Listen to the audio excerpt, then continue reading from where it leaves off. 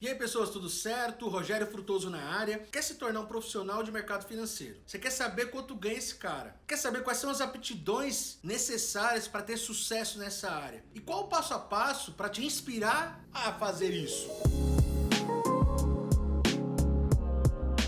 Bom pessoal, é o seguinte. Falando de certificação de mercado financeiro, quanto ganha, onde trabalha e quais são as habilidades, eu vou começar falando das habilidades, tá? Muita gente pensa que para o cara ter sucesso no mercado financeiro como profissional, ele precisa ser um cara de números, ser um cara cartesiano, ser aquele cara que manja muito de estatística, de matemática financeira, etc. Cara, cai tudo por terra. Quem se dá bem nessa área é a galera que se comunica bem, que fala bem, que escreve bem, inclusive tem uma habilidade comercial mais apurada. É isso que dá sucesso nessa área. O fato lógico de você saber de números é inerente também. Só que você saber de números te ajuda a tirar certificação, te ajuda no raciocínio talvez rápido, mas o que te dá realmente oportunidades de sucesso, e as instituições financeiras têm esse tipo de interesse, é no profissional que sabe se comunicar. Se você é uma pessoa que não gosta de matemática, fez uma formação superior que não tem nada a ver com finanças, isso não te afasta da oportunidade de se tornar um bom profissional de mercado financeiro. Falando agora das certificações. A certificação mais comum é o agente autônomo de investimentos. Esse cara vai tirar a certificação, tem matemática, sim, tem uns negocinhos, tem que fazer a prova, não tem o que fazer. Passou na prova da Ancor, você nem precisa ter ensino superior, basta ter o ensino médio, você consegue trabalhar nesse mercado, vai se atrelar a uma corretora de investimentos e você vai viver de performance. Então é um perfil mais empreendedor. O cara que se torna agente autônomo de investimento, trabalhando numa corretora, ele vai ter a prospecção de novos clientes, captação de investimentos e na proporção que ele tem sucesso na captação, ele vai ter o rendimento mensal proporcionalmente a isso. Ou seja, quanto mais ele capta, quanto mais clientes ele tem, quanto mais dinheiro está na carteira dele, maior é a renda mensal desse profissional.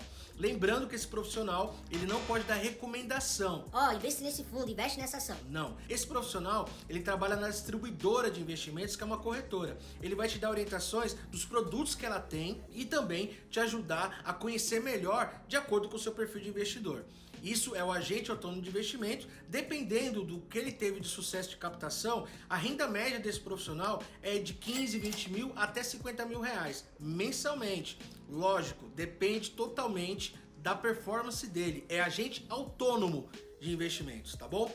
Temos uma outra certificação. Essa certificação, você vai ser um cara não tão empreendedor, né? Ele vai estar dentro de um banco, por exemplo, vai prestar serviço numa instituição financeira. Esse profissional, ele pode ser o CEA, que é a Certificação de Especialista de Investimentos Ambima, ou pode ser um CFP, que é a certificação de planejador financeiro. Ambos os casos, geralmente você vai ver esse cara dentro de uma agência bancária, dando orientações de investimentos para os clientes, principalmente o CEA. O CEA você vai ver muito dentro da agência bancária. O CFP, você vai ver às vezes uma agência bancária mais falando com a galera private, né? Ou você vai ver esse cara também como planejador financeiro, como autônomo. Então, nesses dois casos, o CEA, principalmente o CEA, que trabalha focado muito mais em agência bancária, ele vai ter uma renda aí de 7 a 10 mil reais, porque ele é um contrato fixo, né? Ele vai ser um profissional que não vai ter remuneração, lógico que vai ter metas, etc, mas não vai ter uma remuneração totalmente vinculada à sua performance, né? Ele tem a sua renda fixa e pode ter algumas variações de comissões por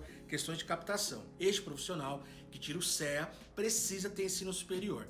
E esse profissional também ele tem que ter um código de ética, ou seja, se você receber a orientação de um cara CEA, fique esperto se está sendo uma consultoria imparcial, né? Alguns bancos já têm a plataforma aberta, né? Isso é muito bom, ele não oferta só os investimentos que está no banco. Então fica atento em relação a isso, tanto da orientação do agente autônomo quanto de um profissional CEA. Você tem que ver se esse profissional está te indicando investimentos, está te explicando sobre investimentos que tem a ver com o seu perfil. Temos mais certificações aí? Sim, Frutuoso! Temos uma certificação que é muito fodona, que é o CGA. O CGA, ele é uma certificação de gestor, né? Ele é o gestor Ambima. Esse cara, ele precisa ter essa certificação para ser um gestor de fundo de investimentos, para ter uma gestora de investimentos.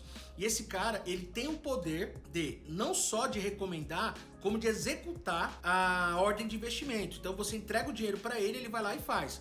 O CFP, por exemplo, e o CEA, ele pode recomendar, mas ele não vai fazer a ordem, né? Ele não vai investir por você. O CGA não, ele já abre um fundo, esse fundo você faz um investimento e ele tem liberdade como gestor, logicamente respeitando uma política de investimentos, de fazer isso acontecer. Na questão salarial, né? O CEA tem de 7 a 10 mil reais, o CFP, se tiver dentro do banco, vai ter aí de uns 10 a 15 mil reais que trabalha com um público mais especializado ainda, pode ter até 20 mil reais aí, né, na história, principalmente se ele tiver carteira.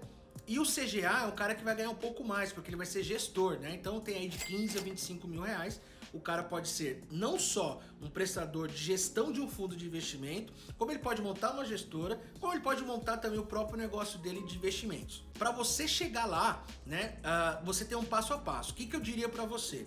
Dentro dessas certificações, as mais fáceis é a Ancor e a CEA. Mas você tem que saber o seguinte, onde que você quer atuar? Putz, eu quero atuar como agente autônomo, porque eu vou trabalhar numa corretora e eu vou ter meu próprio negócio. Então vai pro agente autônomo. Eu quero trabalhar no banco, que tá mais estabilidade, etc. Vai pro CEA. Ambas certificações são muito similares em relação ao nível de dificuldade.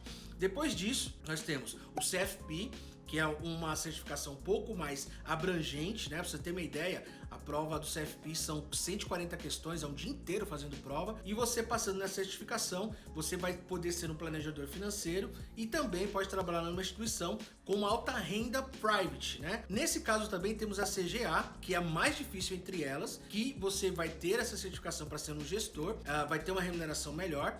E neste caso desse universo de certificações, existem outras que eu não citei aqui, mas que estão tão difíceis quanto, né? O CFA, por exemplo, é uma certificação extremamente prestigiada e todo mundo quer ter o CFA, né? É uma prova que já é em inglês e você vai ser um dos poucos caras do mundo que tem essa certificação. Temos outras certificações internacionais também. E neste caso, se você quiser o passo a passo, eu diria para você começar com o Ancor ou com o CEA.